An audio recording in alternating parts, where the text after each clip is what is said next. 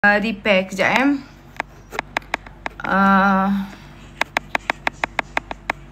ada call masuk, sorry. Saya forwardkan nombor tu dah. Alright, thank you so much. Jangan serang muda pula. Alah, biarlah kita nak serang siapa pun. Kita lama dah nak serang muda. Jadi tercapailah cita-cita kami ni nak menyerangi muda. Sekejap. Muda tak ada beza. Tak ada beza dengan kuda. Okey, tapi kalau saya rasa lah sebenarnya kalau tanpa muda pun kerajaan boleh terbentuk juga. Tak semestinya kena ada muda. Memang tak dapat 2/3. Tapi dah lebih daripada majoriti muda pun. Tak perlukan dia tu pun. Satu kerusi aja tak menyumbang apa-apa pun. Tapi Datuk Seri Anwar tetap dapat jadi PM. Dan tetap kerajaan perpaduan ni boleh berdiri utuh. Tapi kalau muda ikut Perikatan Nasional, muda dapat jadi pembangkang. Mungkinlah juga muda ni dengan satu kerusi tu boleh jadi ketua pembangkang. Mana tahu. Kan. Sebab muda kan Syed Saddiq tu kan berani. Kalau berani jadilah ketua pembangkang. Sebab yang lain-lain yang tua-tua tu tak berani. Betul tak? Jadi itulah kan. Tapi dia yang perlukan PH. Tapi dia tak nak mengaku yang dia perlukan PH. Okey, apa kata suruh ikut Mayadin tu? Kan selepas dapat jawatan tu kan dia duduk promote, bukan promote lah, duduk selfie dengan si Mayadin tu kan. Kenapa tak pergi ikut Mayadin tu? Okey, satu perkara lagi yang saya nak sampaikan di sini adalah menerusi data terbaru pada 2022, negeri Selangor menyumbang 25.5% kepada KDNK negara, iaitu jumlah terbesar yang dicatatkan. Dan pertumbuhan ekonomi Selangor pada 2022 ialah 11.9% mengatasi Malaysia pada 8.7%. Jadi negeri Selangor ni kita harapkan kekalkan kerajaan yang ada hari ni supaya negeri Selangor ni terus makmur, terus stabil di bawah pentadbiran Pakatan Harapan. Satu berita yang sangat baiklah bagi saya. Dan kita tahu dan satu lagi, Datuk Seri Amiruddin bersama dengan penjawat awam pada hari Jumaat lepas dan juga pemimpin masyarakat dan penggerak belia Selangor dan 5 tahun mereka ni mengharungi tahun-tahun yang mencabar, khususnya pada masa COVID itu. Kejayaan demi kejayaan telah dicapai dengan kutipan hasil melebihi sasaran buat 3 tahun berturut-turut. Dan ekonomi Selangor berkembang mengatasi pertumbuhan nasional pada tahun 2021 serta mencatat sumbangan 24.8% pada KDNK Malaysia. Jumlah tertinggi pernah tercatat. Jadi 5 tahun yang makmur dan gemilang ini dicatat hasil bersama doa ikhtiar rakyat Selangor juga, pejabat awam di Selangor juga. Kini era baru kerajaan madani di peringkat persekutuan. Tiba masanya untuk negeri Selangor ni terus mencipta kejayaan yang lebih gemilang lagi. Jadi kita tidak harus menukar kerajaan negeri Selangor ni. Kekalkan negeri Selangor. Kita tak mau kepada kemunduran. Amarah keras untuk pihak Perikatan Nasional daripada YB Amiruddin Syari juga. Jangan hina penjawat awam Selangor. Mereka ni tekun dan ikhlas bekerja demi membangunkan negeri tercinta, tak macam puak-puak walaun. Dia sebenarnya demi wang dan kuasa dia rela jatuhkan orang lain. Jadi semoga 5 tahun akan datang kita akan kekal kan Selangor dan kesejahteraan rakyat dengan izin Allah lah dapat memacu ekonomi dengan baik serta mensejahterakan kebajikan rakyat-rakyat negeri Selangor.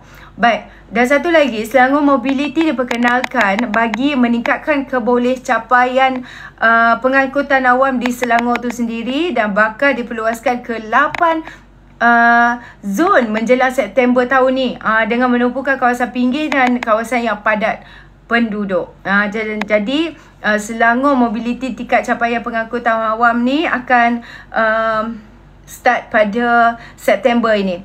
Okey, jadi baiklah, kalau kita tengok dalam setiap pilihan raya lah, jom kita masuk mood pilihan raya. Kita lihat ada pemenang dan ada yang kalah. Betul? Dalam konteks Malaysia, pemenang adalah yang dipilih oleh Yang di-Pertuan Agong. Memerintah negara. Bagi yang kalah, mereka jadi pembangkang. Tugas dia apa? Semak dan imbang. Jadi kerajaan perlu berusaha keras untuk stabilkan dan majukan negara selepas pilihan raya. Pembangkang pula dia perlu pastikan kerajaan ni buat kerja. Betul? Jadi selepas pilihan raya, setiap ahli politik sepatutnya tak fikir lagi tentang parti dan diri sendiri. The war is over actually. Mereka patut letak emosi ke tepi dan pentingkan isu dan pentingkan tentang negara, tentang negeri. Kan? Jangan jadi sole loser sangat sampai nak menjanangkan negara sendiri. Tapi itu tak terjadi. Kita nampak selama 7 bulan ni, kita dengarkan setiap bulan ada saja pihak pembangkang nak tumbangkan kerajaan. Yang terbaru kononnya nanti bulan 8 ni. Korang tunggulah bulan 8 ni. Kan? Bulan 8 ni nanti kau jatuh lah. Macam tu lah. Pengundi bijak, dia akan tanya apa? Kalau tumbang kerajaan tak sampai setahun lepas pilihan raya, apa rakyat dapat? Apa yang rakyat dapat? Semestinya another round of politicians bersukaria membahagikan kuasa sesama mereka. Persoalannya, are you better than kerajaan perpaduan hari ini? Adakah kamu ni lebih baik untuk negara, untuk memimpin negara kita? Kita tengok apa yang jadi masa 33 bulan hari tu. Teruk, gagal. Kan? Sekarang ni mereka bising tentang tukaran ringgit dan dolar. Paling teruk kata mereka. Hakikatnya, prestasi ringgit terbaik adalah pada tahun 1980.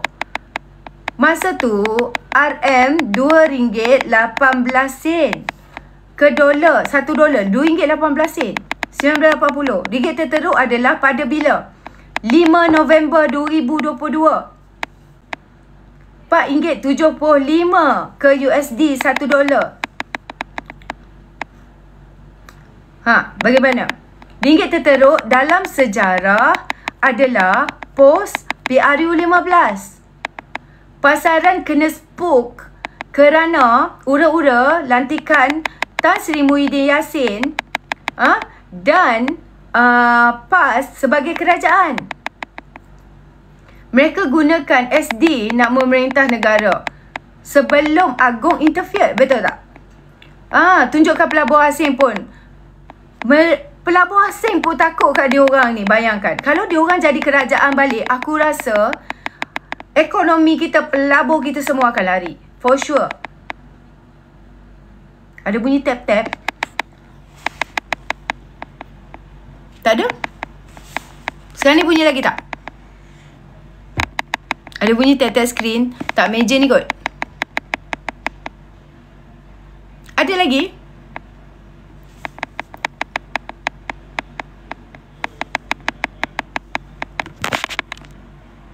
Sekarang ni?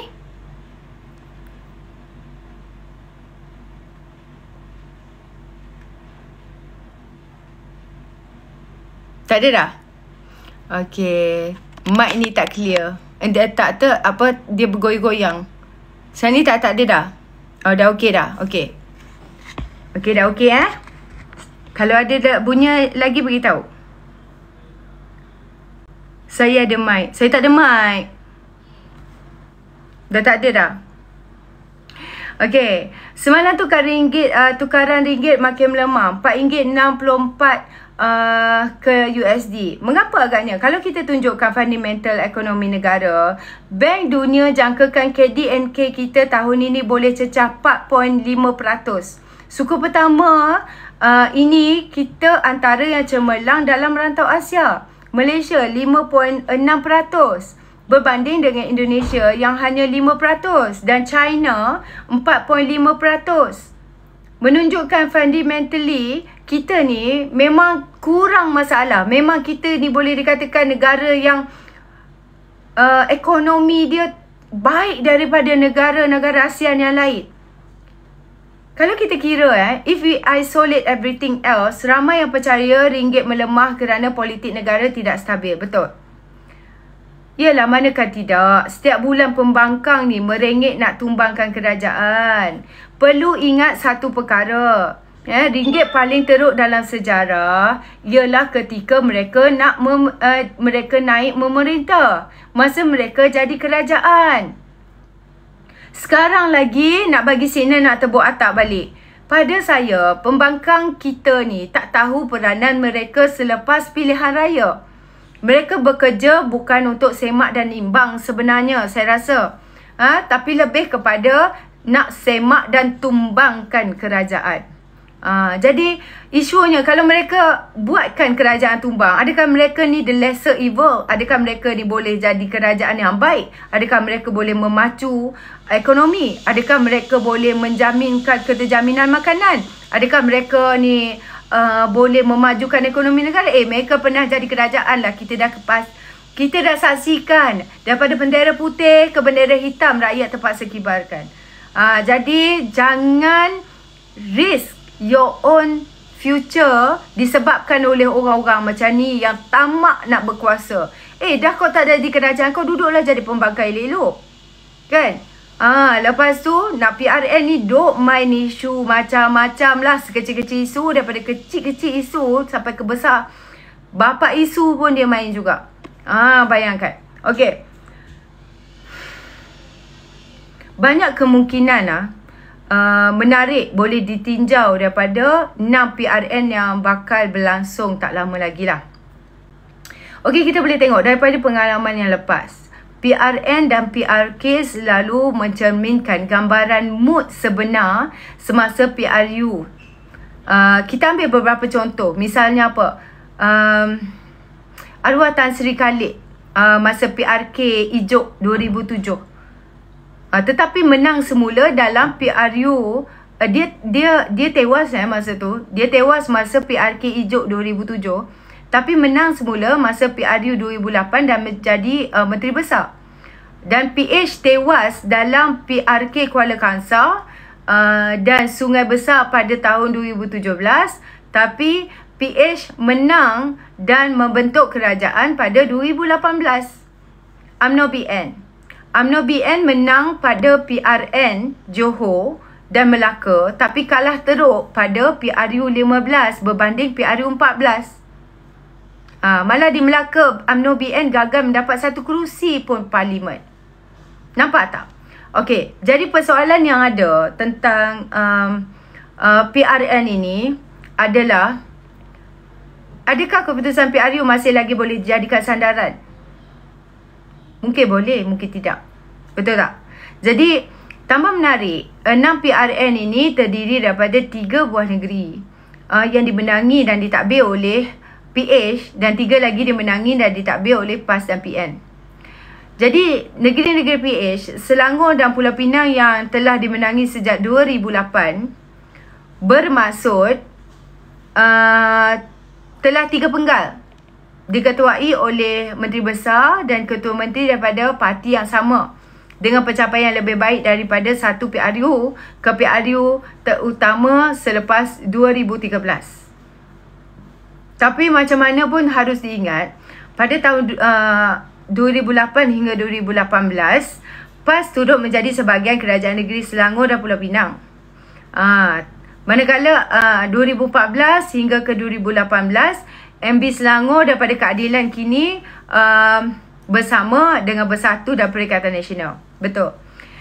Dan pada masa yang sama, UMNO BN yang menjadi pembangkang utama di kedua-dua negeri sekarang ni bersama dengan Kerajaan Perpaduan. Negeri Sembilan pula selalunya sengit sejak tempoh yang sama. Perbezaan sokongan terhadap BN dan PH saya tengok hampir seimbang lah. Hanya tahun 2018 ni PH berjaya melebihi BN. Dan kita tengok meskipun bertembung kuat dalam PRU 15 bagi kerusi parlimen, BN dan PH ni masing-masing telah menang 5 dan 3 kerusi. Lepas tu PN tidak menang walaupun satu kerusi pun. Jadi dalam PRN kali ni PH dan BN akan mewakili kerajaan perpaduan dan akan berdepan dengan PN. Dan satu lagi yang kita dengar tadi berkenaan dengan Cucu Atuk tu kan. Cucu Atuk pun dia kata dia nak bertanding juga. Tak tahulah berapa kerusi ke, macam mana ke, secara penuh ke, wallahualam. Okey, dan kita tengok di negeri PAS dan PN pula. Kita tahu PAS dah lama mentadbir Kelantan sejak PRU 8 since tahun 1990. Meskipun kita tengok tidak banyak kemajuan ekonomi dikaitkan dengan negeri ini, PAS secara relatifnya kekal menang. Ia dikaitkan dengan beberapa faktor. Apa faktornya? Pertama sekali, ketokohan arwah Tuan Guru Nik Aziz Nikmat. Dan yang kedua adalah penolakan terhadap UMNO BN yang dianggap mendiskriminasikan negeri itu semasa berkuasa dululah. Okey, dua-dua faktor ni boleh dikatakan tidak ada lagi lah. Tidak ada lagi kerana arwah Tuan Guru Nik Aziz sudah tidak ada kan. Dan belum ada tokoh yang setanding imej beliau muncul di dalam PAS. Sama ada di Kelantan atau di seluruh negara. Jadi PAS juga pernah menjalinkan kerjasama dengan UMNO BN dan melupakan diskriminasi pada masa lalu.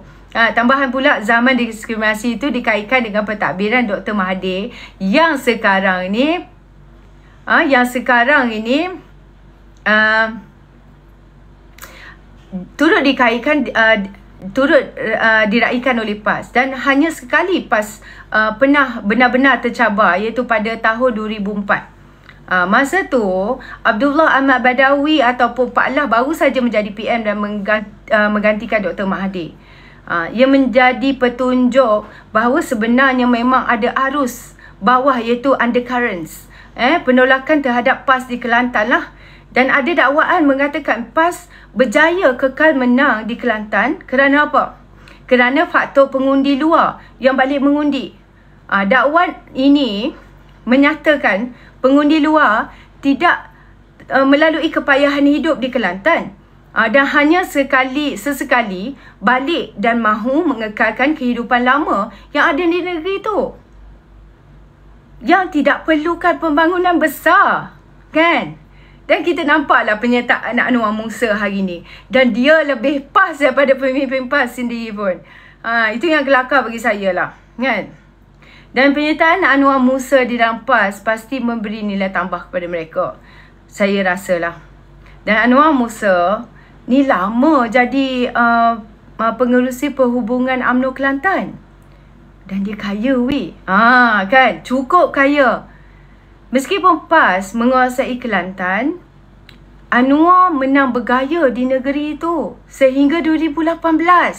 Sampai 2018 dia menang bergaya. Bayangkan. Kemasukan dia dalam sebagai sebahagian protes kepada pemimpin UMNO, pimpinan UMNO kerana pendirian politik berbeza. Dia kan cenderung kepada kem Perikatan Nasional, kita tahu kan. Dia macam jurucakap bersatu lah dalam UMNO tu. Jadi selain daripada Anwar Musa ni, lebih awal daripada itu, seorang lagi tokoh UMNO Kelantan, Mustafa Muhammad, telah melompat ke bersatu sebenarnya. Jadi kalau kita tengok landscape politik Terengganu dan Kedah, dia beza. Sejak reformasi 1998, pengundi di dua-dua negeri itu menunjukkan kesediaan mereka mengalih sokongan. Dan pada PRU 10 pada tahun 1999, majoriti pengundi Kedah menangkan BN di peringkat negeri, tetapi memilih lebih ramai ahli parlimen PAS dan barisan alternatif berbanding dengan BN. PAS pernah menang di Kedah pada tahun 2008, tetapi kalah pada tahun 2013. Meskipun umumnya pencapaian Pakatan Rakyat ini lebih baik di peringkat parlimen.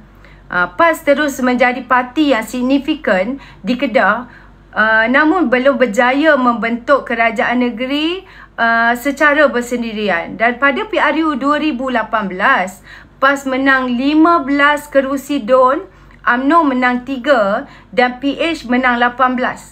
Tak ada mana-mana pihak mempunyai majoriti yang mudah. Dan PAS Kedah hanya kembali menguasai sebagai pentadbir pada tahun 2020. Rentetan pengkhianatan bersatu dan pengikut Azmin dalam keadilan yang meninggalkan Pakatan Harapan. Jadi dari tahun 2018 hingga 2020, Wakil UMNO yang menang dalam PRU 14 telah 2 kali mengalih sokongan bagi memberi majoriti kepada gabungan politik yang seiring dengan kerajaan pusat dan melalui penyertaan mereka ke dalam bersatu itu sendiri. Sekarang ni kita tengok PAS makin merasa lega kerana mengambil keputusan PRU 15 yang menyaksikan gelombang besar politik melanda utara tanah air lah, dan tambahan pula Mukris Mahathir yang pernah diangkat oleh BN dan BH menjadi MB Kedah pada tahun 2020 kini pula dah mulai mesra kepada PAS dan PN ni kan. Okey, kalau kita tengok daripada sejarah, pengkhianatan politik tak awal selepas merdeka berlaku di Terengganu pada tahun 1959 di mana kerajaan yang ditadbir oleh PAS telah dijatuhkan. Dan Terengganu pernah menjadi tempat tokoh politik mendapat perlindungan, misalnya On Jaafar yang terbuang diangkat di sana. Jadi ini bagi saya menunjukkan bahawa pada satu ketika orang politik Terengganu tidak disempitkan oleh fahaman parokial setempat lah. Dan PAS menang semula pada tahun 1959 tapi gagal dipertahankan semasa gelombang biru 2004 semasa kenaikan Pak Lah. Okey. Jadi ketika Pakatan Rakyat kembali memberi saingan di peringkat nasional menjelang PRU 12 pada tahun 2008 dan PRU 13 pada tahun 2013, PAS gagal menawan kembali Terengganu. Tapi PAS kekal sebagai pesaing utama politik di negeri itu.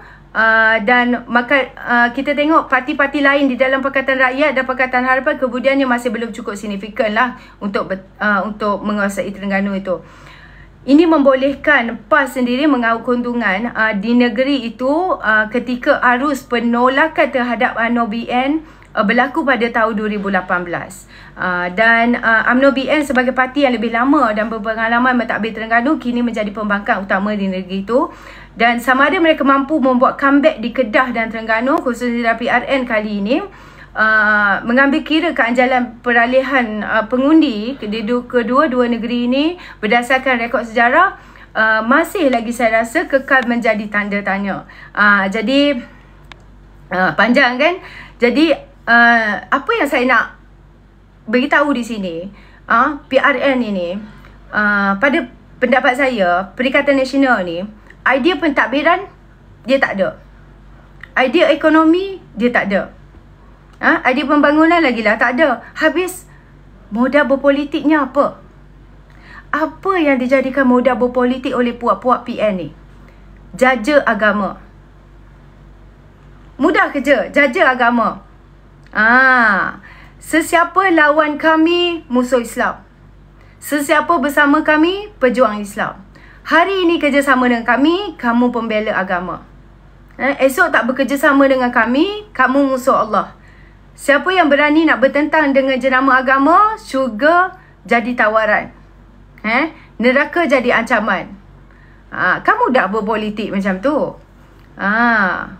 Dan biasanya perkembangan ekonomi diukur secara suku tahunan tau. Tadi kita ada sebut pasal ringgit juga kan. Meskipun kita nampak ada data-data yang dapat dicerap dengan cepat untuk suku kedua ni, kita masih lagi menunggukan laporan untuk suku kedua. Jun paling awal pun kalau kita nak dapat, Julai lazimnya Julai ataupun Ogos, paling lewat September lah yang kita akan dapat suku tahunan kedua, untuk suku tahunan kedua ni, perkembangan ekonomi. Jadi semalam PM ada beri satu pandangan menarik apabila menyebut lazimnya ekonomi yang teruk bukan sahaja mata wang rendah tetapi pelaburan jatuh dan inflasi meningkat. Di Malaysia tak berlaku macam tu. Saya ulang balik, di Malaysia tak berlaku macam tu. Pelaburan bertambah setakat suku pertama secara perbandingan dan inflasi menyusut. boleh rujuk data Jabatan Perangkaan dan petunjuk ekonomi ni lebih daripada sekadar itu. Harap mood menaah data dekat kawan-kawan saya nanti akan muncul lah. Sebab kawan-kawan saya yang suka data sebenarnya macam Sama Udang ke Umi Wahidah ke kan, Fitri ke kan. Okay, baik. Dan kalau kita tengok lah kan, PAS lately lah, janganlah keterlaluan. Janganlah anggap diri tu mulia. Macam semalam kita adalah, macam contoh, Walaun yang telah dilahirkan oleh generasi PAS ni. Apa dia? Siapa? Macam jentera jihad yang semalam tu. Jangan anggap diri mulia. Jangan anggap diri tu soleh. Banyak pahala. Dan orang lain jika tidak bersama dengan PAS, dicop apa? Musuh Allah. Sangat dangkal. Jadi nampaknya sikap keterlaluan, pelampau ini tidak bersekudahan kan, malah kian marak kerana gian pada kuasa. Bila diberi kuasa, asyik fitnah orang pula, tak berlapik. Mungkin rasa diri tu ahli syurga. Semasa PRU 15, pemimpin PAS kata apa? Pangkah PHBN masuk neraka. Itulah yang terjadi apabila agama dipergunakan ikut nafsu untuk berpolitik. Partinya semua betul. Sedangkan partinya yang paling kuat fitnah dan kalah sama fitnah. Ada Syekh Zainul Asri tu tegur. Ada tak Syekh Zainul Asri tu tegur? Siapa beri dia gelaran Tuan Guru? Agaknya puak-puak PAS ni, siapa beri gelaran Tuan Guru pada pihak-pihak tertentu ni? Siapa bagi? Geng dia juga. Begitulah PAS. PAS wajar ditolak, bukan masa PRU atau PRN saja, malah setiap masa. Dan harap PDRN sila bertindaklah. Semalam pun diorang koyak teruk dengan live YB Fahmi Fazil. Apabila YB Fahmi Fazil kata, every words that you are texting, we are observing. Betul tak? Every words that you are texting in front of me, YB Fahmi Fazil kata, we are observing. Don't be afraid if petrol car come to your house. Right? Lepas tu masing-masing hari ni aku tengok koyak. Semua koyak dekat laman social media. Lepas tu Malaysia apa tu yang Azmin Ali punya tu, Malaysia apa? Malaysia Today, apa dia? Tak ingat dah dia punya portal tu. Yang itu yang paling melompat sekali aku tengok.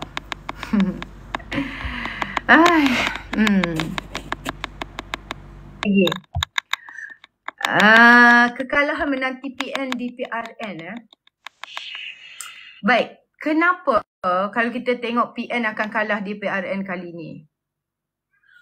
Pertamanya kita kena kaji apa tau? Kita kena kaji mengapa PN menang pada PRN lepas. Secara umumnya saya rasa rakyat Malaysia telah menolak UMNO dan BN. Rakyat Malaysia ada bunyi ketuk-ketuk lagi tu. Ada lagi bunyi ketuk-ketuk sikit. Apa dia, Muhammad? Bunyi ketuk-ketuk lagi sikit tu. Tak, saya tak ada stand saya dah patah. Dia longgar rasa tu. Sekarang ni dah okey dah. Bunyi lagi tak? Okey dah. Tak, stand patah. Aku rasa stand aku ni dah 10 dah beli. 10 patah. Lepas tu bunyi kelak-kelak lagi dah. Bunyi lagi. Tak ada dah. Tak ada dah. Okay, mungkin saya kena pusing macam ni lah. Sebab kedudukan saya tu dan juga meja ni, dia macam tak berapa nak. Beli yang mahal sikit. Tak ada duit lah nak beli. Kita bukan dapat gaji. Kan? Gaji kita yang kerja selama ni hanya ada bunyi. Bunyi balik. Sikit. Sikit-sikit. Okey. Teruskan Abang Wan dulu. Nanti saya sambung balik. Okey, tadi yang ni sebut tentang fitnah yang Ustaz Zainul Asri tu kan. Yang Ustaz Zainal Asri yang terbaru ni, yang viral dalam satu program selawat di Stadium Kedah tu, di mana dia mengatakan pertahankan Kedah, jangan bagi musuh Allah ambil alih Kedah. Jadi benda tu jadi viral dan ada laporan polis dan buat, dan difahamkan bahawa polis tetap juga menyiasat ucapan dia. Sebab ucapan dia tu begitu berbahaya, sebab dia bawa dalam unsur politik dan dia kaitkan dengan Islam, dengan Allah. Bermakna jangan benarkan orang lain perintah negeri ini kerana dia tu musuh Allah. Jadi ini satu ucapan yang begitu bahaya apabila dia mengatakan seolah-olah pertahankan kerajaan PN kerana kerajaan PN sahaja yang bersama dengan Allah, yang lain ni musuh Allah. Jadi di situ ada bahaya dia. Sebab kalaulah kita, bayangkan, kalau kita juga menjawab seperti mana dia. Kita kata jangan lawan PN sebab PN ini musuh Allah. Dia kata kita musuh Allah, kemudian kita kata dia musuh Allah, apa akan jadi? Kan? Daripada perbalahan politik. Kan, dia kata Abang Wan, benda ni budaya takfiri. Dia akan jadi perbalahan politik sehingga akan jadi satu perbalahan fizikal. Adik-beradik akan bergaduh, engkau musuh Allah. Engkau lah musuh Allah. Dia akan jadi macam tu. Dia akan jadi macam negara-negara Arab lah yang selalu berperang saudara ni. Punca dia tu je. Sebab setiap kumpulan mengaku dia lah yang jalankan Islam yang sebenar. Betul. Aku je sebenar Islam. Aku bukan Islam. Kau Islam. Satu lagi, aku nak bagi tahulah yang 900 lebih ni. Tadi 1 poin lebih kan. 90 lebih yang ada sekarang ni. Ustaz Zainal Asri ni bukan sekali dia buat fitnah dan dia minta maaf. Hari ni ada video dia yang terbaru, dia minta maaf. Selepas polis buat siasatan, dia minta maaf. Dan aku rasa polis tidak patutnya abaikan dengan maaf dia tu. Kena ambil tindakan tegas. Bukan sekali. Kau ingat tak lalu? Apabila dia buat dakwaan, sebuah masjid dijadikan tokong. Dia juga. Ustaz ni, yang dia kata ulama' ni, yang guru sekolah pondok ni. Kan, dia hanya mulut, ya Allah, aku kata dia ulama'. Dia buat fitnah apa dia kata, satu masjid telah pun dijadikan tokong di Pulau Pinang. Maka orang Islam pun viral. Anak muda punya marah. Kan, kita dah jadi sakit hati. Macam mana masjid jadi tokong ni kat Pulau Pinang ni, DAP perintah. Lalah bila siasat tak ada pun, kena dia minta maaf. Sebelum itu, kau ingat tak lagi masa COVID? Ustaz yang sama, dia kata apa? Siapa yang ambil suntikan vaksin, 2 tahun saja umur dia. Ya. Kemudian polis ambil siasatan dengan dia dan dia buat kenyataan video, dia minta maaf, dia kata dia tak faham masa itu. Dah berapa kali dia buat fitnah, berapa kali dia buat cerita, dia minta maaf. Dan hari ni yang terbaru, musuh Allah. Dia minta maaf lagi. Kan aku kata orang macam ni, bila kerajaan bagi muka, betul lah. Bila kerajaan bagi muka, dia kan jadi macam ni. Sebab tu aku cakap, kena ambil tindakan tegas. Masuk dia dalam lock-up tu, kenapa dulu Darul Arkam, Ustaz Syahri Muhammad kau boleh tahan? Ustaz Syahri Muhammad tak pernah pun dalam ucapan dia memecah belah kaum Islam. Darul Arkam dulu tak pernah. Dia hanya ditahan kerana dipercayai bahawa ajaran aurat Muhammadiyah yang dikatakan sesat. Maka dia ditahan berapa tahun dekat Kemunting. Dia tidak memecah belah kaum Islam. Dia amalan zikir dia tu dia dianggap sebagai sesat. Tapi yang ini lagi bahaya pada Darul Arkam. Sebab dia mengakibatkan akidah orang. Kemudian dia nak memecah belahkan antara yang Islam dengan bukan Islam. Masjid jadi tokong dan sebagainya. Ini kalau dibiarkan, dulu kes Memali, zaman tu tak ada TikTok tau. Zaman tu tidak ada media sosial. Tapi boleh bertempur orang Islam dengan polis Islam, sesama Islam ni. Tapi polis, yang satu lagi penyokong yang biar bertempur. Masing-masing ingat mati syahid lah. Bertempur. Zaman tu tak ada TikTok. Zaman sekarang ini, kalau ada ustaz-ustaz yang mulut macam haram jadah ni, kan, zaman TikTok lagi bahaya. Sebab ucapan kau akan dijadikan konten. Ucapan kau akan dibuat live dan disebarkan. Kau bayangkanlah, di zaman tak ada TikTok, orang boleh berbunuh-bunuh kerana ucapan macam ni. Kalau zaman sekarang dah dibiarkan, rosak anak muda dia buat. Sebab tu aku haraplah polis jangan terpedaya dengan minta maaf ni. Tak kira lah dia pakai serban ke, dahi dia hitam ke. Kan? Kalau dahi dia hitam, tapi kalau dalam hati dia pun hitam, tak guna. Dia guru pondok. Kan? Tak kisahlah kau guru pondok, tapi kau lagi bahaya. Bila kau jadi guru pondok, cakap kau tu akan dipatuhi oleh anak murid kau.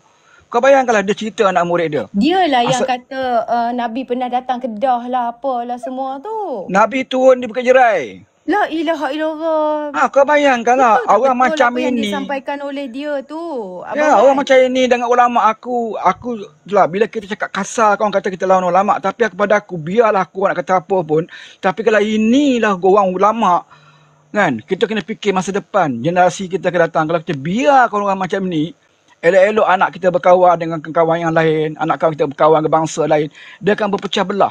Bukan pecah belah dengan orang Cina, sesama kita pun. Engkau apa? Bapak engkau apa? UMNO. Bapak aku PAS. Oh, engkau UMNO Engkau musuh Allah. Anak-anak akan kata macam tu nanti. Aku tak nak kawan dengan kau. Siapa bapak engkau UMNO? UMNO ni musuh Allah. Sebab apa? Sebab ustaz yang ajar. Sebab tu aku minta sangatlah kan. Aku dah tag dah. Aku kata minta jangan lepaskan dia ni. Dengan permohonan maaf dia kau lepaskan. Bukan sekali. Kalau sekali okey lagi lah boleh kata dia tersilap. Dia masa vaksin dulu dia cakap. Siapa ambil vaksin 2 tahun mati lah. Macam dia Tuhan pula dia tahu umur orang mati tak mati bila. Kemudian dia minta maaf. Oh saya dulu tak dapat maklumat lanjut. Saya dulu dapat tak tahu tentang vaksin. Sekarang ni saya minta maaf lah. Kemudian dia buat lagi sekali. Di Pulau Pinang. Masjid jadi ketok kong. Viral habis. Anak muda punya marah. Dan kita terima dalam TikTok konten tu. Last sekali minta maaf. Hari ni sebut pula. Jangan benarkan memenuhi pihak untuk rampas kerajaan negeri di Kedah kerana mereka itu musuh Allah. Kau bayangkan. Dan minta maaf lagi ni. Keluar video lagi ni minta maaf. Dengan muka sedih dia. Kan? Dengan muka dia macam tu. Aku kata kalau depan aku penampak ya orang tua ni. Celupa. Jahat. Dia lebih jahat dia pelacur. Ini pelacur politik aku nak bagi tahu kau. Pelacur yang di tepi jalan lorong tu. Abang Wan, saya nak menumpuk sikit lah. Boleh Tolong record dan sebarkan. Tolong record dan sebarkan. Saya room ini dibenarkan anda semua record dan sebarkan. Dan ni Ustaz Zainal Asri ni kan, dia kata ulang balik 3 kali, ulang balik. Nak rekod lah kan. Okey, teruskan dulu lah sebab rumah aku tengah-tengah pasang aircon tu. Silakan Abang Wan. Tolong rekod, ulang balik. Ya, ulang balik. Tolong rekod saman dan aku kena dapat polis, tolong dapat polis. Meluas. Tolong rekod. Aku nak bagi tahu Ustaz Zainal Asri ni masa vaksin dia pernah mengatakan siapa ambil vaksin 2 tahun je umur dia. Paling lama 2 tahun. Paling pendek kita tak tahu bila. Itu pertama. Dan dia minta maaf. Okey, kali kedua dia mengatakan ada masjid di Pulau Pinang telah dijadikan tok kong. Maka bergaduhlah kita dalam TikTok ni. Kan betul ke tak betul, betul tak betul. Kan, tuduhan macam-macam kepada DAP Pulau Pinang. Last sekali dia minta maaf. Dan yang terbaru, dia kata siapa yang menang dalam perayaan ni Kedah ni, pertahankan kerajaan sekarang. Parti lain ni musuh Allah. Dan hari ni aku tengok video yang terbaru hari ni. Dia minta maaf. Dia kata tafsiran Al-Quran tu macam ni. Biasalah lebay kalau ada spin kan. Dia takut dah polis nak siasat dia. Dia kata dia minta maaf, bukan tujuan dia macam tu. Tujuan apa lagi kalau kau berhimpun dalam program politik? Kan? Maksud kau tu apa? Pertahankan kerajaan sekarang. Bermaksud kerajaan yang ada. Mana kalau kerajaan lain ambil alih, kerajaan itu adalah musuh Allah. Itu tafsiran dia. Mudah aja nak tahu. Kan? Tolong rekod. Dan kalau tak betul saman aku pun tak apa. Hantar report polis pun tak apa. Yes. Banyak lagi yang Nabi turun Bukit Jerai tak cerita lagi tu. Yang dongeng dia tu. Okey. Lagi satu Abang Wan. Dia fitnah, kata di Pulau Pinang ada masjid ditukar jadi gereja. Kemudian diminta maaf sebab apa yang dicakap tu salah dan fitnah. Dia kata azan dilarang dilaungkan di Pulau Pinang. Kemudian dia minta maaf sebab dia akui apa yang dia cakap tu tak benar. Dia minta Allah selamatkan Kedah dari dijatuhkan oleh musuh Allah. Dia kata dia tak masukkan orang dan dari parti lain selain daripada parti dia. Dia kata orang yang mengundi selain daripada PAS dan PM masuk neraka. Dia minta maaf sebab dia tak maksud apa yang dia kata. Dia kata orang yang tak sokong RUU 355 boleh ditanam di jirat Cina. Kemudian dia minta maaf. Dia ni bukan seorang. Dia ni sekumpulan manusia yang di mulutnya kononnya berjuang untuk Islam. Panduannya Al-Quran, hadith, ijma' dan kias. Di mulutnya tak berhenti berselawat. Sallallahu alaihi wasallam. Apa ini? Sallallahu alaihi wasallam. Berpakaian seperti orang Arab. Dia ni kemudian diangkat sebagai ulama oleh parti penyokong dia. Ulama apa? Ni kalau berselawat tu nak yang ni kalau berselawat tu sambil memfitnah, sambil kalau berselawat dia ni mengkafirkan orang. Ya Allah, Abdullah bin jauhkanlah Ubay, Abdullah bin keluarga Ubay kami pun daripada lebih golongan berselawat. saya ini. Abdullah bin Ubay tu lebih daripada berselawat lagi. Solat belakang Nabi lagi. Tapi berpura-pura. Jangan terpedaya dengan orang macam tu. Kita tengok dia selawat bagus. Tapi yang jahatnya itu, apa dia jahat dia? Memecah belah kaum Islam. Sebab tu aku kata, dia lebih jahat dia pelacur. Pelacur ni dosa dia dengan Allah saja. Dia tidak merosakkan akidah orang lain. Tampil memohon maaf kepada pihak. Okey, silakan. Fitri pula. Aku nak tahu Fitri. Assalamualaikum. Kebenaran, silakan kebenaran. Assalamualaikum semua. Selamat petang. Betul, saya sependapat dengan Abang Wan. Orang-orang macam ni tak boleh dibiarkan. Makin lama makin menjadi-jadi. And then kita pernah tengok sejarah Ayatollah Khomeini dekat Iran. Mula-mula dia mengkafirkan sesama Islam. Lepas tu dah halal darah. Lepas tu boleh bunuh. Ini bibit-bibit permulaan tau. Benda-benda ni sangat-sangat bahaya. Sangat-sangat bahaya. Bila orang bodoh-bodoh kat bawah ni percaya itu adalah agama, manusia memang diajar pertahankan agama, especially kita orang Islam. Okay? Kita boleh syahid dalam sebab pertahanan agama. Tapi benda-benda macam ni bukan agama, ni penipuan, ni pembohongan maklumat, pemalsuan. Jadi saya harap pihak berkuasa tak boleh lagi ambil ringan tentang ataupun dengan manusia-manusia bertopeng macam ni. Ada TikTok saya masuk dalam room Syafiq pagi tadi, kononnya dia baca Al-Quran tak berpolitik. Kononnya lah yang budak-budak orang tu cakap lah. Kalau kau tak berpolitik, kau duduk atas stand apa hari tu? Bukan anjuran parti politik? Bukan itu ke maksudnya? Jadi ini biasa kalau kita ikuti biasanya kuliah Ustaz Ridwan Abu Bakar kan, RBA tu. Dia kan bekas PAS juga yang dia lontarkan pendapat dalam muktamar PAS. Mic kena rampas tu. Kata inilah sistem yang PAS amalkan.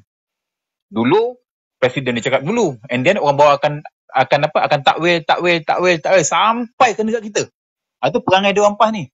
Memang tentulah. So bagi dia orang ni, ulama dia tak boleh ditegur. Tak boleh diusik. Dan tak mungkin salah ulama dia. Ulama parti dia lah. Jadi benda-benda macam ni antara sebab saya membenci dengan orang PAS. Hatta keluarga saya sini berperangai macam tu. Dan saya rasa makin lama dah, bukan 10 tahun kebelakangan ni lah, saya tengok makin lama makin teruk PAS ni.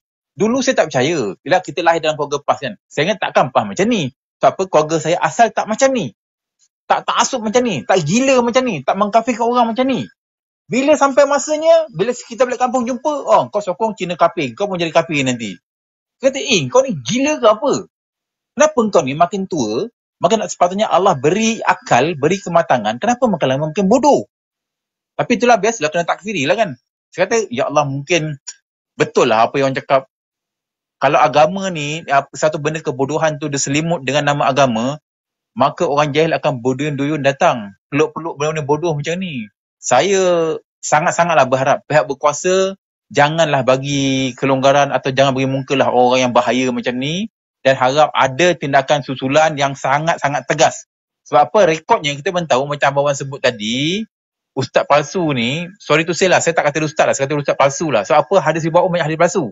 And then cerita-cerita banyak dibawa pun cerita dongeng. Macam Abang Wan sebut kan, Nabi Adam turun kat turun jerai. Ini benda-benda kena ada fakta tau. Bukan benda-benda cakap main-main macam tu tau. Kita bagi yang ada akal sikit ni boleh fikir. Tapi bagi si bodoh tu, pentasuk boleh fikir tak? Kalau kita cakap, kalau Allah jadikan apa tak boleh lah. Itu memang betul. Tapi kena ada sebab musabab. Janganlah main ikut macam tu saja. Tapi saya rasa memang makin lama makin teruk orang PAS ni. Makin lama makin teruk. Makin lama makin bodoh. Bukan makin pandai. Makin hulu, makin melampau. Jadi saya harap kerajaan hari ni, kalau pihak pembangkang nak tuduh apa dendam politik, pergi mampus sama dia lah. Yang penting kita kena selamatkan rakyat Malaysia ni, selamatkan negara kita daripada anasir jijik, jahat yang ikut perangai Syiah macam ni. Wallahualam. Baik. Silakan Ryan. Okey, selamat petang.